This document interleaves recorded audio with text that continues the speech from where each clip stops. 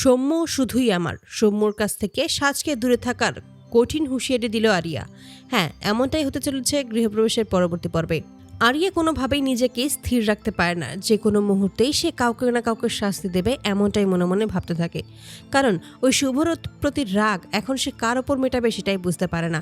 তার জন্যই ক্ষিপ্ত হয়ে যায় এবং তাকে মারতে যেই ছেলেগুলো এসেছিল সেদিন, সেই ছেলেগুলোকেই ধরে নিয়ে আসে এবং তাদেরকে উচিত শিক্ষা দেওয়ার জন্য যখনই তাদেরকে পুড়িয়ে মারার চেষ্টা করে, যখনই আগুন জ্বালিয়ে দেবে ঠিক তখনই সৌম্য সেখানে এসে হাজির হয় এবং সৌম্যকে দেখেই চুপ হয়ে যায় আরিয়া, আর কোনো কিছুই সে বলতে পারে না। তখনই সৌম্য আরিয়ার কাছ থেকে দেশলাইটা নিয়ে নিভিয়ে ফেলে আর বলে যে এরকম কাজ কলেজে অন্তত কেউ করে না, আর আমি বিশ্বাস করি যে তুমি এরকম কাজ আর কখনোই করবে না। এতে করেই আরিয়া অন্যরকম হয়ে যায়। এই সমস্ত কিছুই তার বন্ধুরা খুবই ভালোভাবে লক্ষ্য করে। হঠাৎ করেই তখন আরিয়া বলে ওঠে যে এদেরকে ছেড়ে দে, এদেরকে শুধু জানিয়ে দে যে এরা যেন কখনোই আর আমার পেছনে লাগতে না আসে। এই বলেই ওদেরকে ছেড়ে দেওয়ার নির্দেশ দিতেই একটু অবাক হয়ে যায় আরিয়ার বন্ধুরা, কারণ কোনো দিনও আরিয়া তার নিজের কাছ থেকে এক চুল পরিমাণ সরে যায়নি। হঠাৎ করে আজকে কার না কার কথায় এই লোকগুলোকে ছেড়ে দিচ্ছে, এটা অবিশ্বাস্য ব্যাপার। এই সমস্ত ভেবেই ওই তিনজন লোকগুলোকে ছেড়ে দেয় আরিয়ার বন্ধুরা। অপরদিকে সৌম্য এই সমস্ত কথা বলে সেখান থেকে চলে আসে। আরিয়াও তখন পিছু নেয় সৌম্যর এবং সেখানে এসেই সৌম্যর হাত ধরে ফেলে আর বলেছে আমি চাই তুমি আমার বন্ধু হও, কারণ আমি তো অলরেডি তোমাকে বন্ধু হিসেবে মেনেই নিয়েছি। আমাকে তো তুমি সেদিন নিজের জীবনের ঝুঁকি নিয়ে বাঁচিয়েছিলে, তাই আমিও চাই তোমার সাথে থাকতে, তোমাকে সবসময় প্রোটেক্ট করতে।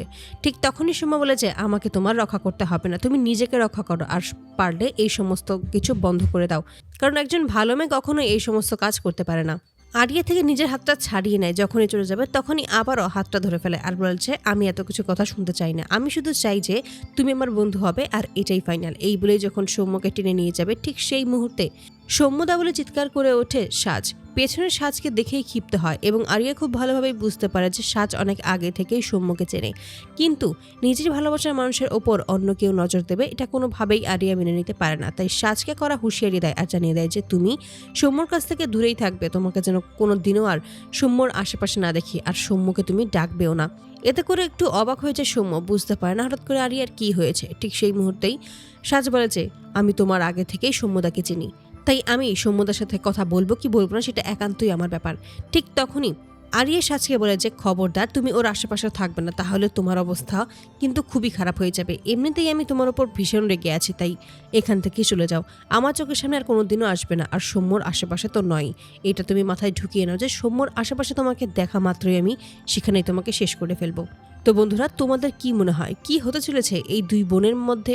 সত্যিই কি এবার সৌম্যকে নিয়ে দুই বোনের মাঝে ঝামেলা সৃষ্টি হবে, নাকি এবার সত্যিই আরিয়া সৌম্যকে পেয়ে যাবে?